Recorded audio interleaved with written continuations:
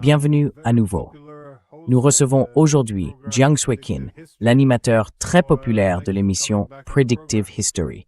Merci donc de revenir dans l'émission. Merci Vlad. Et vous nous rejoignez aujourd'hui depuis Los Angeles. Je voulais vous demander comment vous percevez l'évolution actuelle des États-Unis, parce qu'on a l'impression que de plus en plus d'Américains pensent que le pays va dans la mauvaise direction. C'est en tout cas ce que montrent les sondages, et cela s'explique largement par la stagnation des salaires, la montée de l'oligarchie, les inégalités économiques, les problèmes sociaux, le déclin de la confiance envers les médias comme envers le gouvernement, et la réduction des libertés.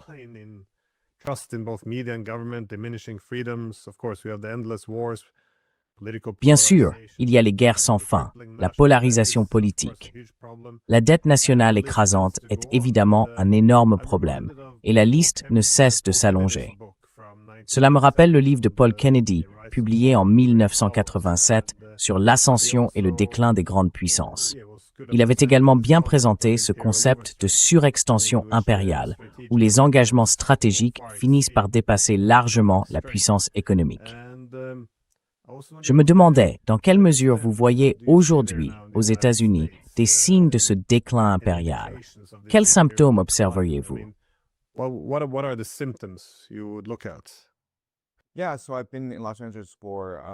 Oui, alors je suis à Los Angeles depuis 4 jours. C'est la première fois que je viens vraiment à Los Angeles et j'ai été invité par l'émission de Theo Von. J'ai donc fait un podcast avec Theo Von et il a été très généreux. Il m'a fait venir ici et m'a logé dans un très bel hôtel. Je vais donc vous faire part de quelques impressions sur Los Angeles, puis j'expliquerai quels sont les signes du déclin impérial. La première chose qui m'a frappé, c'est que je séjourne dans un hôtel de luxe 5 étoiles. Theo Von a été très généreux avec moi. Et le matin, je suis allé me promener dans le quartier de West Hollywood. West Hollywood est l'un des quartiers les plus prospères, non seulement de Los Angeles, mais aussi des États-Unis.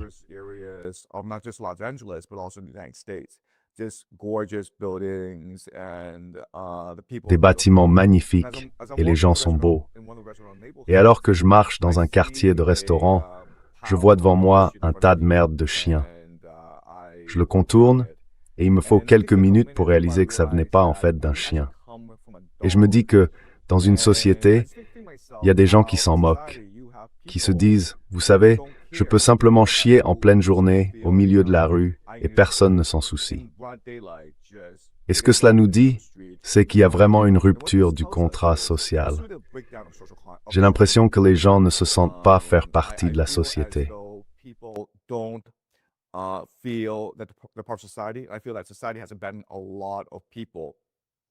J'ai le sentiment que la société a abandonné beaucoup de gens. Alors hier soir, je suis allé à un dîner à Pacific Palisades, là où vivent toutes les stars de cinéma. Et la maison où avait lieu la soirée, c'était une propriété à 20 millions de dollars. Une immense et magnifique maison. Et ce qui m'a frappé, c'est à quel point c'était extrême et absurde d'avoir une maison à 20 millions de dollars. Parce qu'en réalité, on ne peut même pas utiliser tout cet espace. Il n'y avait qu'une famille et son armée d'employés de maison. Mais on pourrait facilement y faire tenir une centaine de personnes. Et je regarde en haut de la colline, et il y a une maison à 20 millions de dollars, qui j'imagine est environ 10 fois plus grande.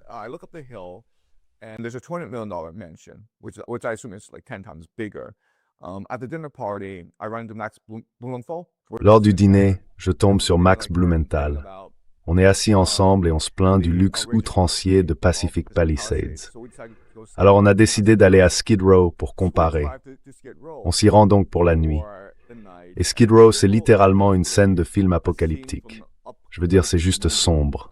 Il y avait une femme qui courait nue dans les rues. Et ce sont des gens, je crois qu'ils sont environ 4000, qui ont été complètement abandonnés par la société. Le gouvernement fait comme s'il n'existait pas. Le soir, je vais me promener autour de mon hôtel et il y a des sans-abri partout.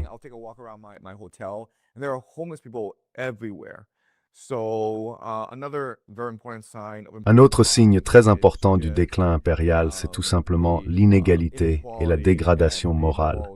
Ces gens ont été abandonnés par la société. Ils sont livrés à eux-mêmes. L'ampleur des inégalités est un indicateur majeur. La troisième chose, c'est que je suis allé prendre un petit déjeuner. J'ai essayé de trouver l'endroit le moins cher possible et au final, j'ai payé $17 américains pour une tartine à l'avocat. Je ne sais pas si vous avez déjà mangé une tartine à l'avocat, mais ça ne vaut pas $17. Et je ne sais pas comment les gens peuvent se permettre les prix dans ce pays. Donc, il y a de l'inflation. Mais ce que l'inflation nous indique vraiment, au fond, c'est la dégradation de la monnaie.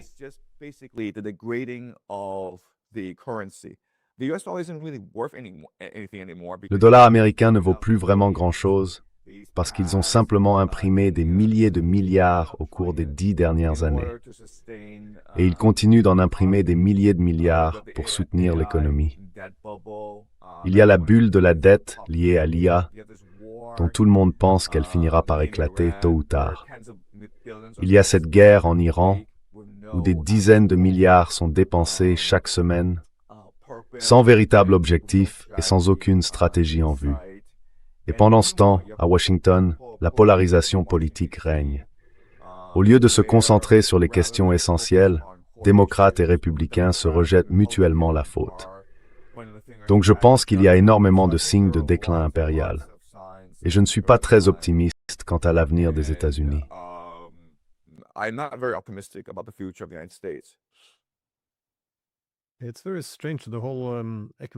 C'est très étrange, toute la philosophie économique qu'ils ont aujourd'hui. Parce qu'à une époque, on évaluait une économie à sa capacité à servir la société. Au 19e siècle, on trouvait tous ces économistes américains, y compris des économistes libéraux, qui soulignaient qu'il était important de taxer les rentiers pour empêcher la montée d'une oligarchie. Et, vous savez, ces impôts devaient financer les infrastructures, pas seulement pour renforcer la compétitivité sur les marchés internationaux, mais aussi pour améliorer le niveau de vie du citoyen moyen.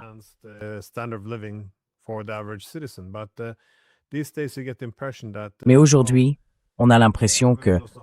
Enfin, je me souviens d'un article publié dans les années 90 qui disait « Il y a une solution à toutes ces villes américaines qui se meurent. Déménagez. Si vous ne pouvez pas vous adapter, alors adaptez-vous ou mourrez. » Comme vous le disiez, toutes ces personnes qui ont été laissées pour compte et pour lesquelles il n'y a plus de place dans l'économie sont au fond ignorées par l'État, qui fait comme si elles n'existaient plus. Mais cela peut créer un climat révolutionnaire si une part importante de la population ne croit plus avoir intérêt à préserver le statu quo. On est alors prêt à mettre des bâtons dans les roues du système.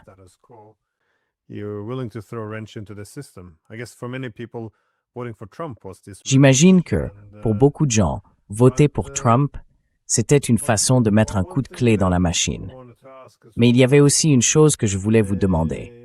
Cette propension à recourir à la force militaire.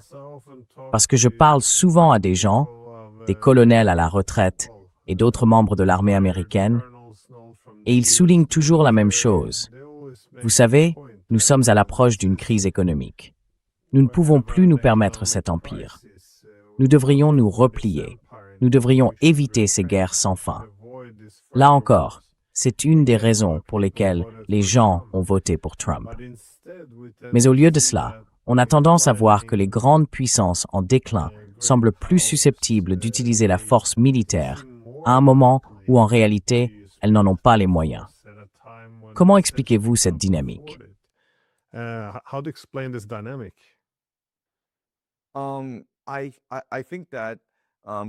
Je pense que le recours à la force militaire est simplement un autre signe du déclin impérial. On a une élite qui vit dans sa bulle. Et ce n'est pas elle qu'on envoie se battre à l'étranger. Ce n'est pas elle qui subit les conséquences des pertes militaires. Si les États-Unis perdent une guerre en Iran, ce sont les contribuables qui doivent payer la facture, pas la classe des milliardaires. Je pense donc à cette situation absurde où les élites vivent dans leurs manoirs, leurs forteresses de Pacific Palisades. Elles organisent de fabuleux dîners et ne connaissent que des gens comme elles. Elles vivent dans une bulle et elles sont déterminées à préserver leur hubris impériale. Elles veulent maintenir leur niveau de vie. Elles veulent gagner encore plus d'argent pour elles-mêmes. Et elles veulent sacrifier toute la société. Elles veulent consommer la société pour préserver leurs privilèges impériaux.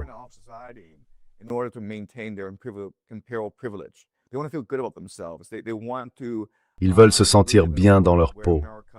Ils veulent vivre dans un monde où l'Amérique est la seule superpuissance. Ils éprouvent cette nostalgie des États-Unis des années 90, au temps du moment unipolaire, quand en réalité, le monde entier se tournait vers les États-Unis pour être sauvé. L'Union soviétique s'était effondrée et les États-Unis étaient considérés comme une force fondamentale pour le bien dans le monde. Et ces gens-là, l'élite, sont restés bloqués dans ce monde. Pendant ce temps, la société américaine s'est dégradée et est devenue bien plus corrompue à cause de l'avidité démesurée de la classe des milliardaires. Alors, même si nous, de l'extérieur, y voyons une folie, même si nous pensons que les États-Unis ne peuvent absolument pas vaincre l'Iran dans une guerre et que cela provoquera des turbulences économiques, non seulement aux États-Unis mais dans le monde entier, les élites, elles, vivent dans une réalité à part.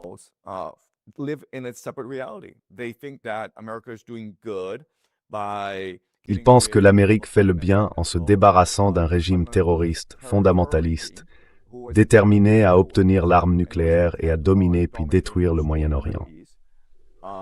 Donc c'est important, c'est une bonne chose que l'Iran soit détruit. Et ils croient aussi que la guerre se passe bien pour les États-Unis, qu'elle paralyse l'économie iranienne, que les dirigeants sont en plein désarroi et que d'un jour à l'autre, les Iraniens vont se rendre. Alors, ce que Donald Trump a dit, c'est « Nous gagnons la guerre ».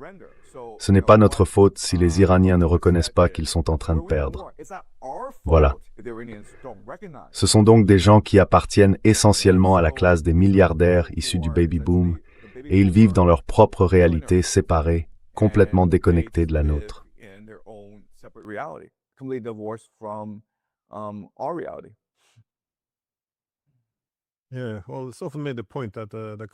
Oui, eh bien, on souligne souvent que l'effondrement de l'Union soviétique a aussi été une catastrophe pour les États-Unis. Là encore, on a célébré la défaite de l'adversaire. Mais ce qu'on oublie souvent, c'est que cet adversaire faisait contrepoids aux États-Unis. Il les obligeait à penser de manière stratégique, à se limiter, à faire preuve de mesure. Après cela, en substance, la stratégie des États-Unis, leur stratégie hégémonique, a été d'être partout. Cela réduit la réflexion stratégique, parce que soudainement, vous n'avez plus besoin de fixer des priorités. Vous pouvez encaisser beaucoup de dégâts si vous commettez beaucoup d'erreurs.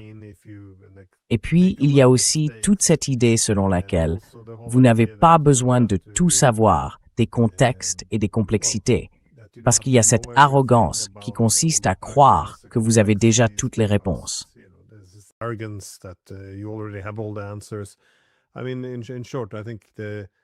Je veux dire en bref, je pense que les États-Unis, oui, toute cette surexpansion impériale, le fait d'avoir des obligations partout sur la planète, dans chaque coin du monde, et que les États-Unis doivent avoir le dernier mot, inévitablement, cela épuiserait les États-Unis.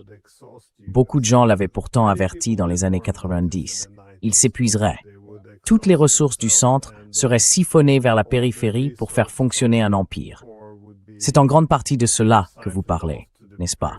C'est-à-dire que toutes les infrastructures, toute l'augmentation de la pauvreté, tout cet argent qui pourrait être dépensé pour la population part à l'étranger pour faire fonctionner un empire.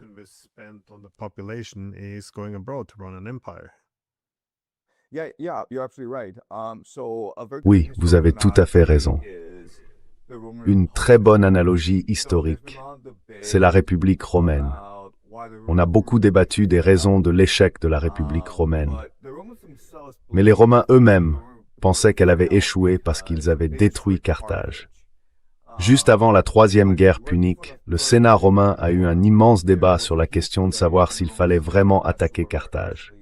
Des gens comme Caton l'Ancien voulaient détruire Carthage une bonne fois pour toutes, parce qu'ils la voyaient comme la menace finale et ultime pour la suprématie de la République romaine.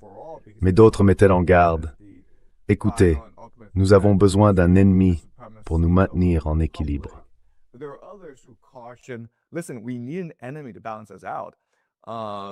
If we destroy Carthage, Si nous détruisons Carthage, alors nous deviendrons arrogants, comme tous les autres empires du passé, et nous serons déchirés par la guerre civile, par les conflits internes. Nous nous lancerons dans des aventures militaires sans intérêt à l'étranger. Nous nous étendrons trop vite. Nous financiariserons l'économie et ruineront la plus grande partie de notre population, pendant qu'une élite deviendra corrompue, arrogante et repliée sur elle-même. Et c'est exactement ce qui s'est passé. Ils ont donc détruit Carthage, et la République romaine s'est effondrée, peut-être 150 ans plus tard. C'est donc une situation très similaire à celle des États-Unis. Des informations ont indiqué que, lorsque Donald Trump a ordonné l'attaque contre l'Iran, il ne pensait pas que les Iraniens fermeraient le détroit d'Ormuz. he did not believe the Iranians would close the Strait of Hormuz. He did not believe the Iranians could. Il ne croyait pas que les Iraniens puissent rester soudés. Il ne croyait pas que les Iraniens frapperaient les infrastructures énergétiques du Conseil de coopération du Golfe. Il ne croyait à rien de tout ça. En fait, il n'avait pas de plan D. Il n'avait pas de plan pour poursuivre la guerre au-delà de 4 semaines. Il pensait que les bombardements aériens, la décapitation du pouvoir suffiraient. Et ça, ce sont des informations qui viennent de la Maison-Blanche de Trump. Et tout le monde se dit, ça n'a aucun sens. Ils ne peuvent pas être à ce point stupides. Pas à ce point stupides, mais ils sont à ce point arrogants. Rappelez-vous, ce n'est pas seulement l'effondrement de l'Union soviétique qui a nourri l'arrogance des Américains.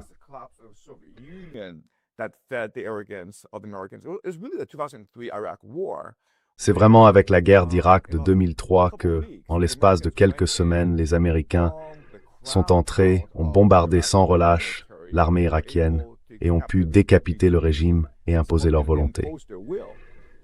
Puis le 3 janvier de cette année, il y a eu cette opération de la Delta Force au Venezuela. Ils ont pu très facilement, peut-être sans faire de victimes, capturer, enlever le président, le chef d'État souverain, Maduro. Et maintenant, Maduro est jugé à New York. Je sais que beaucoup de choses n'ont pas de sens, mais c'est parce que nous ne vivons pas dans leur monde. Dans leur monde, tout est parfait, et tout se passera comme ils le veulent.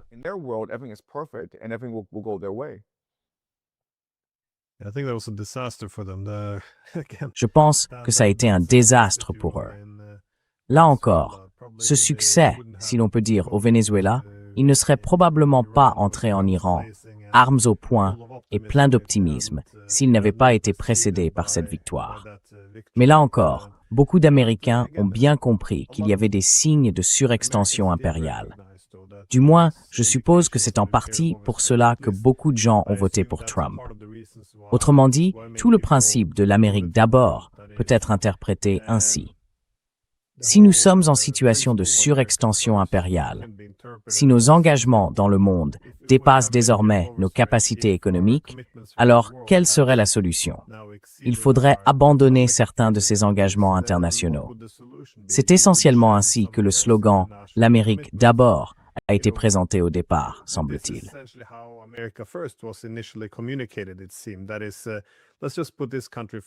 Autrement dit, mettons simplement ce pays en premier. On ne peut pas protéger les Européens. On ne peut pas faire ceci ou cela. Eh bien, Trump ne voulait pas renoncer à l'Empire, mais il a laissé entendre qu'il voulait un retour sur investissement. Autrement dit, tous leurs États satellites devraient au moins le payer pour le privilège d'être protégés. Mais ça ne s'est pas passé comme ça, semble-t-il. Je veux dire, il a davantage de guerre maintenant. Au départ, il devait réduire les coûts avec Musk. Puis ça aussi, ça a en quelque sorte été abandonné. Comment expliquez-vous ce qui est arrivé à America First? Parce que, vous savez, je pensais qu'il avait soulevé un bon point pendant sa campagne. Il avait identifié la maladie qu'est la surextension impériale. Je me suis dit, bon, que doivent-ils faire? Ils doivent réduire l'empire, rétablir une certaine discipline budgétaire et se défaire d'une partie de leurs engagements internationaux. D'après vous, qu'est-ce qui a mal tourné?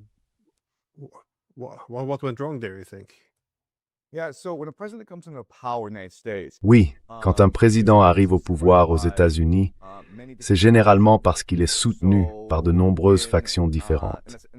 Lors du second mandat de Trump, il était soutenu par deux grandes factions. Il y avait la faction America First, avec des gens comme Tucker Carlson, Tulsi Gabbard et J.D. Vance. Eux voulaient que l'Amérique se retire de ses engagements dans le monde et se concentre sur le renforcement de ses capacités industrielles. C'était une faction. Mais il y en avait aussi une autre que les gens n'ont pas vraiment perçue, le lobby israélien ou la faction Israel First. Ces gens ont toujours été présents. Dans cette administration, ils sont représentés par des personnes comme Pete Hegseth, Michael Waltz, qui a commencé comme conseiller à la sécurité nationale et qui est maintenant ambassadeur auprès de l'ONU. Et puis il y a des gens comme Howard Lutnick et Jared Kushner.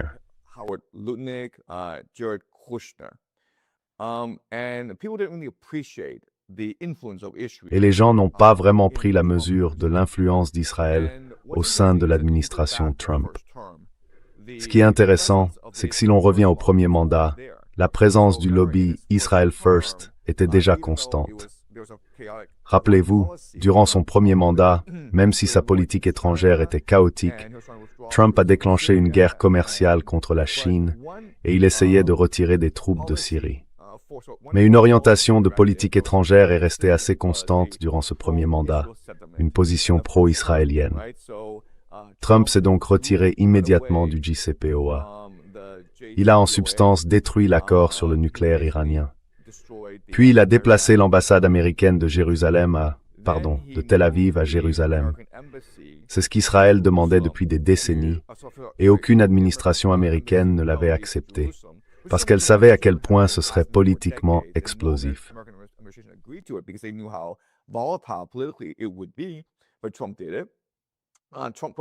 Mais Trump l'a fait. Trump a promu les accords d'Abraham. Trump a aussi reconnu le contrôle d'Israël sur le plateau du Golan. Et la chose la plus spectaculaire que Trump ait faite, et la plus lourde de conséquences, bien sûr, c'est d'avoir ordonné l'assassinat du général Qassem Soleimani, ce qui a précipité cette crise avec l'Iran. Donc durant son premier mandat, il était très clairement Israël d'abord. Et ce qui est intéressant, c'est que lorsqu'il a perdu le pouvoir, les gens autour de lui, qui lui sont restés fidèles, les plus fidèles, étaient en réalité des partisans du Israël d'abord. Cela incluait des gens comme Sheldon et Miriam Adelson. Sheldon Adelson était le plus important soutien financier de Trump, aussi bien en 2016 qu'en 2020. Des gens comme Sean Hannity, cet animateur d'information de Fox TV, très proche de Trump.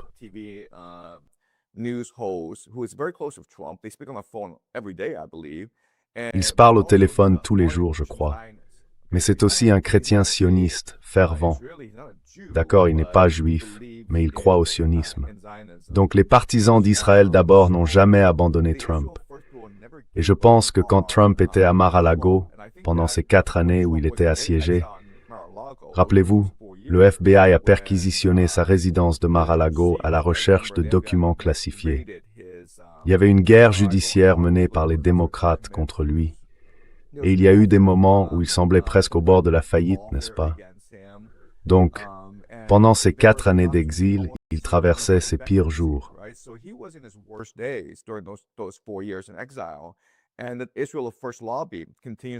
Et le lobby Israël d'abord continue de le soutenir. Donc je pense qu'il ressent une loyauté envers Israël. Et à bien des égards, je pense que le fait que Trump lance cette guerre contre l'Iran est une manière de remercier Israël pour son soutien au cours des 8 dernières années. Car il n'y a qu'un seul pays au Moyen-Orient qui tire profit de tout cela, c'est Israël. Les États-Unis n'en tirent aucun bénéfice. Les pays du CCG souffrent vraiment. Et comme je pense que Trump est redevable à Israël, quelle qu'en soit la raison, nous ne savons pas pourquoi il est redevable à Israël, mais il est clair qu'il l'est. Je pense que cette guerre ne peut que s'intensifier jusqu'à engloutir l'ensemble du Moyen-Orient.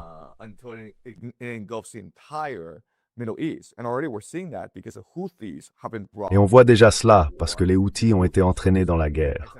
Or, les Houthis représentent une crise existentielle pour l'Arabie saoudite. L'Arabie saoudite a donc récemment signé un pacte de défense militaire avec la Turquie et le Pakistan. Et il est même question d'y faire entrer l'Égypte. Vous pouvez imaginer que l'objectif principal d'un tel pacte serait de lancer une coalition multinationale contre les Houthis. Imaginez donc les Saoudiens, alliés aux Égyptiens, aux Pakistanais et aux Turcs, lançant une agression contre les Houthis.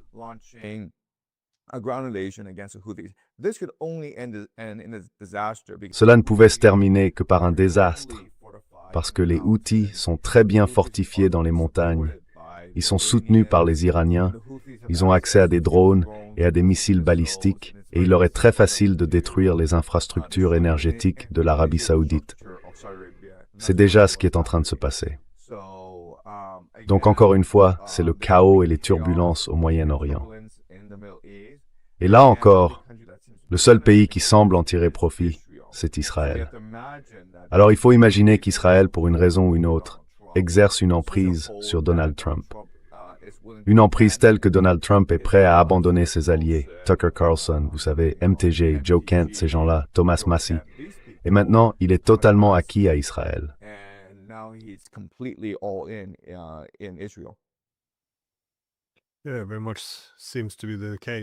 Oui, cela semble tout à fait être le cas.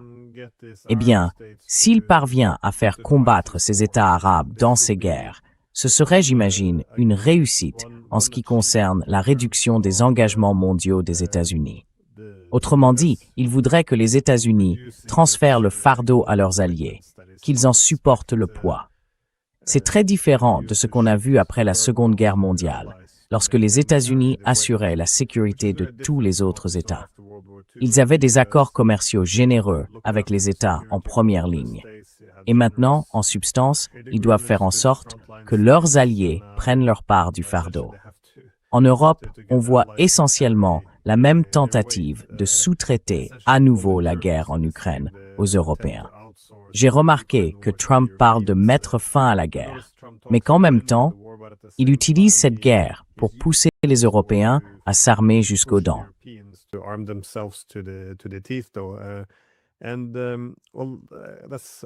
Et c'est aussi, je veux vous interroger sur l'Europe, parce que là encore, ce continent s'est détruit lui-même dans 2 guerres mondiales. Et là encore, on peut soutenir qu'il a prolongé son existence en s'arrimant aux États-Unis, même si c'était en tant que partenaire junior. Mais cela a aussi, bien sûr, enfermé les Européens dans une très forte dépendance stratégique. L'objectif, au cours des dernières décennies, a manifestement été de s'élever grâce à ce pouvoir de négociation collectif afin d'atteindre une forme d'égalité avec les États-Unis. Je pense que, ces 20 dernières années, toute possibilité d'y parvenir s'est évanouie. Mais nous assistons à une période historique très intéressante. Les États-Unis se désintéressent d'une Europe de plus en plus insignifiante, tandis que les Européens semblent ne faire qu'accroître leur dépendance envers les États-Unis. Qu'est-ce que cela vous dit sur l'avenir de l'Europe?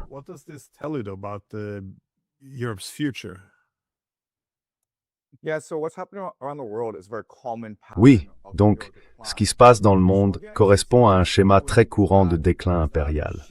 Les États-Unis ne sont pas en train de transférer la charge de la sécurité à leurs alliés. Ce qu'ils font, c'est pousser leurs alliés à agir.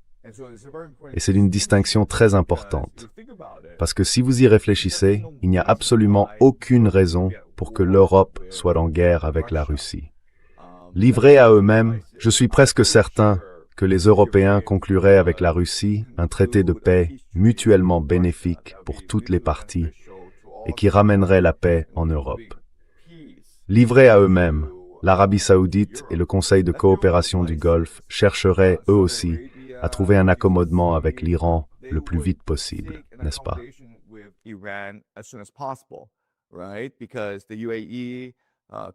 Parce que les Émirats arabes unis, le Koweït, l'Iran, le Qatar ne peuvent pas se permettre que le détroit d'Ormuz reste fermé beaucoup plus longtemps. Ils voudraient un cessez-le-feu immédiat et ils seraient probablement prêts à payer un tribut pour garantir un cessez-le-feu avec l'Iran. Livrés à eux-mêmes, vous auriez la paix. Mais l'Empire américain a un problème, une dette nationale de 40 000 milliards de dollars. Donc si l'Amérique se retirait du monde, cette dette nationale s'effondrerait et l'économie américaine s'effondrerait. La monnaie fiduciaire, le dollar américain, tomberait à zéro sans demande mondiale.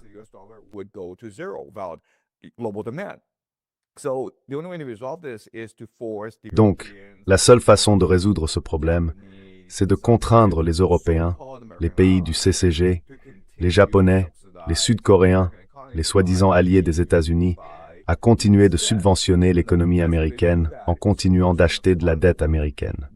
Et la meilleure façon d'y parvenir, c'est de les pousser au conflit avec leurs voisins.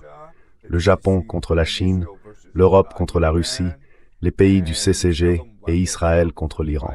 Et vous leur vendez des armes trop chères, redondantes et qui ne sont pas très utiles.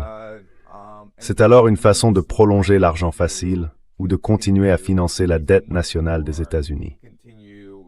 Il y a un article sur des pays du CCG, je crois qu'il s'agissait de l'Irak et du Koweït, qui ont acheté 5000 missiles Patriot aux États-Unis.